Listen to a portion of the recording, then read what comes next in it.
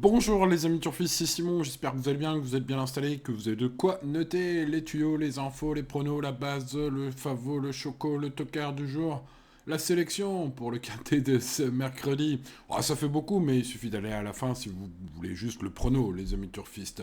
Pour ce qui est des turfistes qui étudient les partants, ce mercredi à Cannes, c'est du trop. Et il y a de quoi faire. Fait inédit depuis que je mets les notes sur chaque partant. Ils sont tous bons, ils peuvent tous faire l'arrivée. C'est donc un quintet très ouvert, mais pas de la même façon que d'habitude, j'ai envie de dire. Voilà. On a des chevaux très très resserrés, mais ils sont tous soit en forme, soit adeptes du parcours, soit à domicile, soit en mode course 7 fois, soit avec des anciennes perfs qui, voilà, qui ont été bonnes, soit avec des bonnes notes récentes. Bref, vous allez tout savoir, les amis. C'est parti avec le numéro 1, Great of Madrid, très chuchoté lors de sa dernière prestation, qui était prometteuse, hein, malgré une faute au débouchage des oreilles, alors qu'il venait lutter pour la gagne, hein.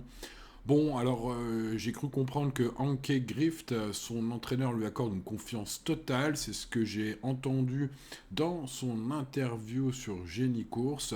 Et donc, je vous relais cette information qui pourrait être une grosse information, hein. C'est un cheval enrouleur. Alors, est-ce que Cagne, c'est vraiment fait pour lui? Je ne sais pas. Mais en tout cas, jugé sur la foi de cette incroyable course, la dernière fois, il était très chuchoté.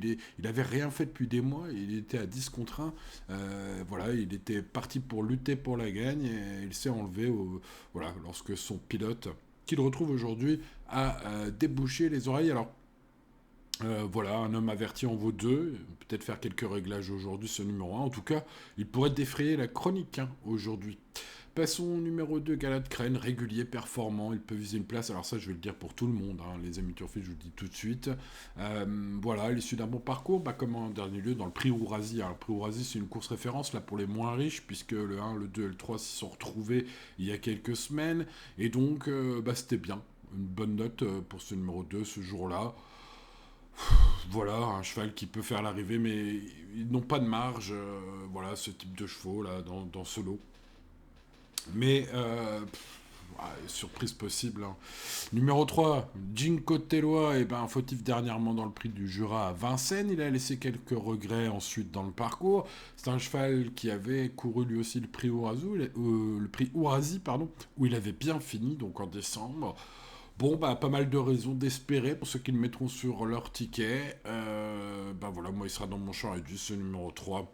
Le numéro 4, Girl de Bassière, régulière, en forme, aime le profil cagnois, beaucoup d'atouts aussi, sauf qu'il n'y a pas de marge, hein, on l'a vu lors de ses 8 dernières sorties. Alors, ces 8 dernières sorties ont eu lieu à Vincennes.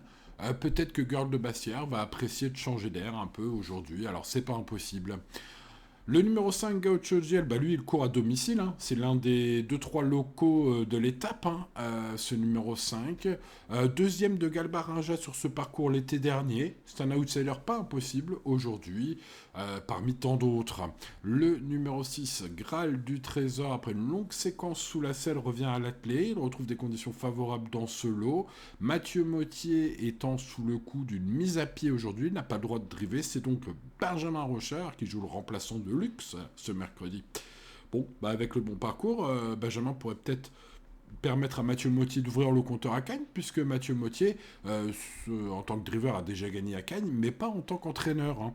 Donc il pourrait, pourquoi pas, offrir une première victoire en tant qu'entraîneur à Mathieu Mottier. Ce serait beau, puisque Mathieu Mottier, aujourd'hui, ne drive pas.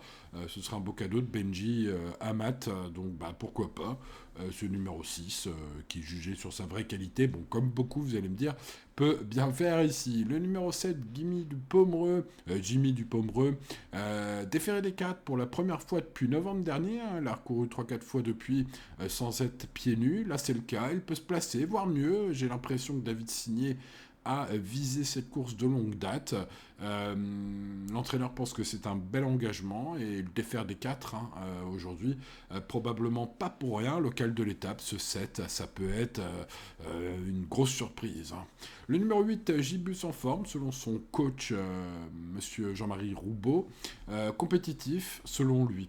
Bon, alors c'est un cheval qui apprécie ce profil, qui peut également bien courir. C'est un cheval titré. Il a gagné il y a un an le prix de Poitiers à Vincennes, hein, en étant plaqué comme il sera présenté plaqué ce mercredi. Donc il convient de s'en méfier de ce numéro 8 comme tant d'autres. On va se méfier évidemment du 9, Félix Dubourg. Quand on l'attend pas, celui-là, il fait des fins de course superbes. D'ailleurs, Bruno Marie le trouve très bien le matin au travail, c'est ce que j'ai entendu sur Equidia, les amis. Il y a beaucoup de possibilités dans ce quintet très ouvert. Félix Dubourg en fait partie. Le numéro 10, Honky Tonk Blues, lui, performant sur cette piste. Il vient de courir incroyable, en étant cinquième du prix de la Côte d'Azur. Voilà, en tout début d'année. Il joue à domicile, c'est une chance aussi, sérieuse aussi. Le numéro 11, Golderpay, en août, il les a tous battus dans le prix Paris Turf à Vincennes, régulier, performant, même avec ses CFA, il peut terminer aussi dans le quintet. Jamais vu à Cagnes-sur-Mer, ce cheval-là, à voir ce que ça va donner. David Beckert, le driver du coin, qui est vraiment pas en réussite dans les quintets depuis quelques années, en gagne parfois un quand même, donc voilà, pourquoi pas ce 11 sur sa qualité aussi. Le 12, Aidé Darling, course visée par Nicolas Bazir. Voilà un cheval de qualité. Dans le Grand Prix de Noël, sur ce tracé, fin d'année dernière, il a conclu second sans avoir ses aises et a devancé ce jour-là 6 concurrents qu'il retrouve aujourd'hui. Donc forcément, si l'on fait le papier, il ressort assez nettement ce 12. Même s'ils sont nombreux à pouvoir le contester, je pense, aujourd'hui. Ce sera un favori logique, jugé sur cette ligne, évidemment, au niveau supérieur, mais face au même, finalement. Donc voilà, belle note ce jour-là. Il peut gagner ce quintet, bien évidemment. Bon, c'est un grand favori, donc bon, voilà, ce 12, favori logique. Passons au très rapide Annika. Allez, après 2 courses ratées à Vincennes, c'est peut-être le bon moment de la reprendre. En tout cas, jugé sur sa performance du prix de Varennes ici même en décembre, lors de sa seule et unique course sur l'hippodrome de Cagnes-sur-Mer, sur la seule et unique course dans sa carrière sur cet hippodrome. Elle a donc bien aimé l'air du Sud. Je pense qu'il faut la racheter. Son coach est loin d'être négatif. Voilà, c'est peut-être le bon jour. En tout cas, aujourd'hui, on a mis les petits plats dans les grands. On est en mode course plaqué. Et c'est parti, mon kiki. Espérons que ça se passe bien, évidemment, pour ce 13, puisque je vais garder cette jument que j'aime beaucoup très haut. Passons au numéro 14, Eberton. Eberton, Def 4 cette fois. Il a plutôt rassuré en étant 9e et courant pas si mal en retrait dans le Grand Prix de Noël. Une grosse surprise de sa part est possible dans ce quintet qui sent la poudre, décidément.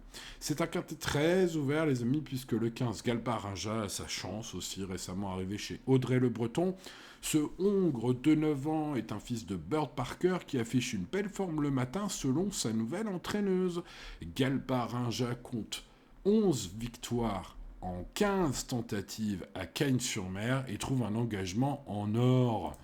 Les amis turfistes, avec autant de victoires, on peut dire que c'est le spécialiste du tracé et pourtant, il ne sera pas forcément très joué. Bref, c'est un quintet qui sent la poudre, les amis turfistes. C'est un quintet très ouvert. J'espère avoir fait les bons choix, mais rester très raisonnable. Happy Danica, le numéro 13, sera ma jument un peu de cœur aujourd'hui. Je la garde, elle est en mode course. Et des Darling, c'est le numéro 12 et le favori logique, puisqu'il fut la note dans le Grand Prix cet hiver à Cagnes. Et il était, malgré le fait qu'il n'ait pas eu le meilleur des parcours, quand même devant 6 chevaux qu'il retrouve aujourd'hui, donc c'est un favori logique. Great of Madrid, peut-être la belle trouvaille, la belle note la dernière fois, elle monte un peu de catégorie, mais c'est un cheval qui n'a pas pris trop de gains ces dernières années et qui, jugé sur ce qu'il a fait parfois en région parisienne, pourrait dynamiter ce quintet à Bellecote. Et en parlant de dynamiter ce quintet à Bellecote, Galbar-Raja, je le disais, 11 victoires en 15 sorties à Cagnes-sur-Mer, engagement en or au plafond les gains, pourrait être le tocard qui pourrait nous faire plaisir aujourd'hui. Bon, résumons, les amis, on a du 13, on a du 12, on a du 1, on a du 15. Ça fait déjà quelques chevaux, des pistes, je l'espère. Le 11, Golderpay, c'est un bon cheval. Les numéros 6 et 7 aussi. Benji sur le 6. David Signé sur le 7. On est sur des chevaux préparés pour Def 4. Le 3, vaut mieux que sa musique récente. Il était bien dans une course entre guillemets référence, même si c'était au niveau inférieur à aujourd'hui. Ça peut être un énorme coup de poker pour ceux qui le tenteront. Je le répète, ce quintet sans la poudre, c'est vraiment très très ouvert, restez très très raisonnable. Aucun ne peut vraiment être rayé, donc tout est dit, je pense, en disant cela. Bonne chance à nous, les amis turfistes quand même, eh oui, restons positifs, espérons faire un joli coup, mais voilà, jouons en conséquence d'un quintet qui s'annonce très très compliqué, évidemment. Voilà, bon bah les amis turfistes, il ne me reste plus qu'à vous remercier de votre fidélité. Merci beaucoup à ceux qui nous rejoignent. N'oubliez pas le petit pouce sur la vidéo, une petite tradition qui me permet d'être bien référencé sur YouTube. Merci à ceux qui le mettent tous les jours. Vous êtes les meilleurs. C'est grâce à vous que la chaîne est bien référencée ces derniers temps. Merci 1000 fois. Et puis, bah, n'oubliez pas de vous abonner si vous venez de découvrir cette chaîne. Les amis, on fait le papier tous les jours. Enfin, un sacré papier tous les jours. J'espère que ça vous aide. En tout cas, n'hésitez pas à activer la cloche pour ne rien manquer de cette semaine qui s'annonce extraordinaire, hein, les amis. Demain jeudi, nous irons à Vincennes, ensuite Deauville et ensuite le week-end du Prix d'Amérique. Hein. Ne manquez rien, abonnez-vous, les amis. Allez, à demain pour de nouvelles aventures. Ciao, ciao.